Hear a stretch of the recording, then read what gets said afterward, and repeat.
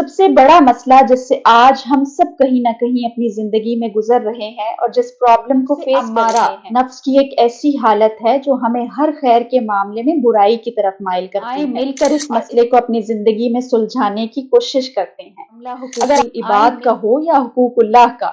ہمیں خود کو اس نفس امارہ کے فریب سے بچانا ہے کہ اگر ہم الحمدللہ رب العالمین والصلاة والسلام علی سید المرسلین، اما بعد فاعوذ باللہ من الشیطان الرجیم، بسم اللہ الرحمن الرحیم۔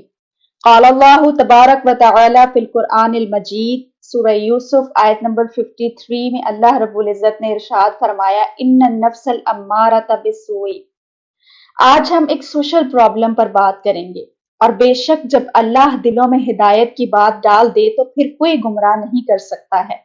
سب سے بڑا مسئلہ جس سے آج ہم سب کہیں نہ کہیں اپنی زندگی میں گزر رہے ہیں اور جس پرابلم کو فیس کر رہے ہیں، شاید ہمیں اس کی سنجیدگی کا اندازہ ہی نہیں ہے، اور وہ یہ ہے کہ ہم اپنی ذات کو نیگیٹیوٹی سے کیسے روک سکتے ہیں۔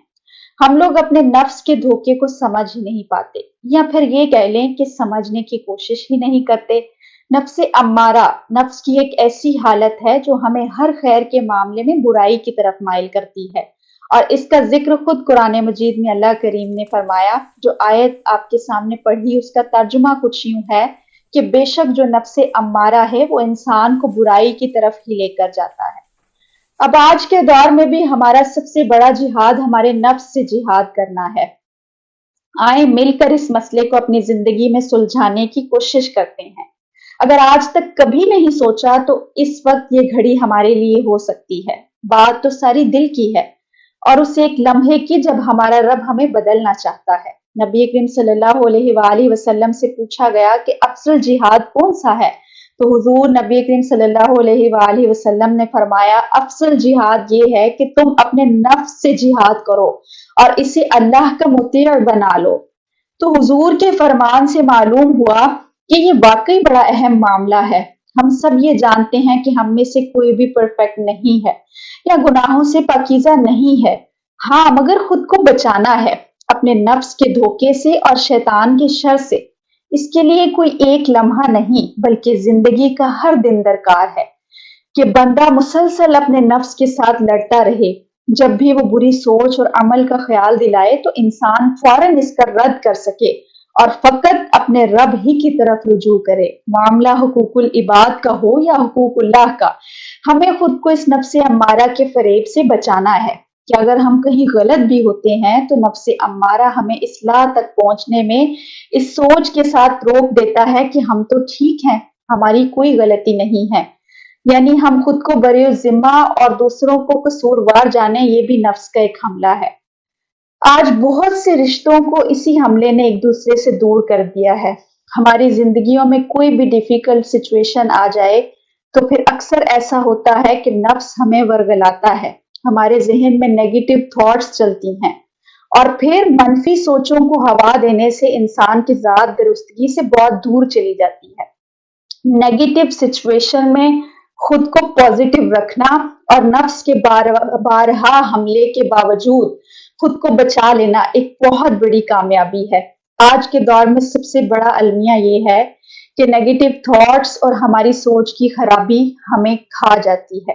اگر انسانی رویوں میں الجھ جائیں گے تو زندگی الجھن میں گزرے گی۔ بس عیب اور غیب کے جاننے والے رب کریم سے اپنے معاملات کو سلجھائے رکھو، الجھنے اور مسائل خود بخود دور ہو جائیں گے۔ میری خود کی اصلاح کے لیے ایک موٹیویشن بڑی پیاری ہے جو مجھے دوسروں کے لیے بری سوچ آنے پر میرے دل کو برائی سے بچانے کے لیے روکتی ہے، اور اگر ہم سب اس بات کو دلوں میں بسا لیں تو میرا یہ یقین ہے کہ کبھی پھر دل میں دوسروں کے لیے نفرت یا بری سوچ رکھنے سے ڈریں گے، اور وہ یہ ہے کہ ہمارے دل جو ہیں وہ ایک کھلی کتاب کی طرح، یا یوں کہیں کہ ایک آئینے کی طرح خدا کے سامنے ہر وقت موجود ہیں۔ سبحان اللہ، ذرا سوچئے، بہت بڑی اور بہت گہری بات ہے۔ ایسا نہیں کہ ہم اپنے نفس کے حملے سے گزرتے نہیں، ہاں مگر خود کو بہت سمجھانے پر ہمارے دلوں کو دوسروں کے لیے برے خیال سے ڈال دینے میں یہ مدد کرتا ہے۔ یہ تصور انسان کو بہت آگے لے کر جاتا ہے۔ خدا نے ہر انسان کا ظاہر بہت خوبصورت بنایا ہے، مگر باطن کی خوبصورتی انسان کے اپنے اختیار میں ہے، کیونکہ بالیقین دلوں تک اور باطن تک رسائی صرف اللہ رب العزت کی ہے۔ واللہ جب نیگیٹو وائبز انسان کو گھیر لیتی ہیں تب یہ تصور اسے بچا لیتا ہے۔ حدیث مبارکہ سے ایک واقعہ ذکر کرنا چاہوں گی۔ غزوہ تبوک کا واقعہ حضرت کعب ابن مالک جو ایماندار اور سچے صحابی رسول تھے، ان کا واقعہ ہے۔ حضور نبی کریم صلی اللہ علیہ وآلہ وسلم نے غزوے سے واپس آ کر ان لوگوں سے جواب طلبی کی جو غزوہ تبوک میں نہیں گئے تھے، تو لہٰذا جب منافقین آئے تو اللہ کی قسم کھا کر کہتے تھے کہ یہ معاملہ تھا یا وہ معاملہ تھا۔ حضور مسکرائے اور فرمایا کہ تشریف لے جائیے۔ حضرت کعب ابن مالک آئے تو حضور صلی اللہ علیہ وآلہ وسلم نے فرمایا کیوں نہیں گئے غزوے میں؟ عرض کی کہ حضور میرے پاس بھی زبان ہے، میں بھی جھوٹ بول سکتا ہوں، لیکن آج جھوٹ بول کر خود کو آپ کی گرفت سے اور پوچھ سے بچا لوں گا، لیکن قیامت کے دن کیا کروں گا؟ دیکھیے ذرا سوچ، خدا کی قسم میں بہت صحت مند تھا اور سب کچھ تھا میرے پاس، لیکن حضور میرے نفس نے مجھے پٹی پڑھائی۔ ایسے ہی نفس کرتا ہے کہ حضور صلی اللہ علیہ وآلہ وسلم 3000 کا لشکر لے کر جائیں گے تو اتنے تیز نہیں جا سکیں گے، اور تمہارے پاس تو بڑی تیز رفتار اونٹنی ہے، لہٰذا ابھی لشکر کو چلنے دو، 3 دن بعد بڑی تیزی سے لشکر کے ساتھ جا ملنا۔ ہر روز میرا نفس مجھے یہی سبق پڑھاتا رہا، پھر ایک دن احساس ہوا کہ اب چاہے جتنا بھی تیز دوڑ لگاؤں پیچھے رہ جاؤں گا، ساتھ نہیں مل سکوں گا۔ عرض کی جو سزا دیں منظور ہے۔ اب صحابی ایماندار اور سچے تھے، حضور سے دل کا معاملہ نہیں چھپایا اور منافقین کی طرح جھوٹ بھی نہیں بولا، کیونکہ حضور کے سامنے تو بول لیتے لیکن اللہ کو تو سب علم ہے نا، قیامت کے روز کیا جواب دیتے۔ تو اس کو ذکر کرنے کا پرپس یہ ہے کہ انسان کا نفس اسے اسی طرح دھوکہ دیتا ہے، دیگر معاملات اور عبادات میں انسان کو گمراہی میں مبتلا کر دیتا ہے۔ کسی دوسرے کی مثال سے کبھی اپنے نفس کو مطمئن نہ کریں، ہر بندے کو اپنا جواب دینا ہے۔ ہم کسی کو زبردستی راہ راست پر نہیں لا سکتے، ہاں مگر کوشش کر سکتے ہیں، اور سب سے اچھی کوشش یہ ہے کہ اپنی خود کی اصلاح کریں اور پھر اس کے بعد اس پیغام کو دوسروں تک پہنچائیں۔ یقین جانیے جب اصلاح آپ کے اندر ہوگی نا تو وہ بات دوسروں کے دلوں تک اثر رکھے گی، میرا یہ یقین ہے۔ خدا را اپنے دلوں کو سخت نہ کیجیے، اپنے دلوں کو نرم کر لیجیے اور اپنی زندگی سے نیگیٹیوٹی کو نکال دیجیے۔